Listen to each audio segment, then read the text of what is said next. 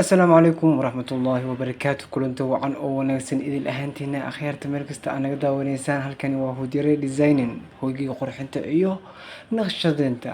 Maanta maxaan ii wadnaa sariiro kala kacsan, maasha allah, vip kale oo ku kifaaxa waaye.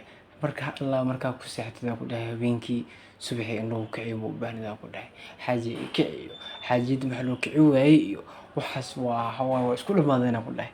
Waa laga habeeyey joodari macaan badan oo qurux badan lagu saaraa, sariir qurux badan oo kaali martida markay ku imaado madax wareer ku rid waaye, indho daraandar ku rid. Martida hadday ku imaadaan ku dhahay ninkaaga mar ay lugta soo saarto horey kama seerayna ku dhahay. Waa huwa way ku weydiihayaan intee kusoo adeegatay ay ku dhahayaan, laakiin waan u sheegay adne sababtoo waxaa la yiri waxaa waaye waxaa jeceshahay walaalkaa la jeclaa waa la yiri inaa hood kusoo adeegatin waa u sheegay.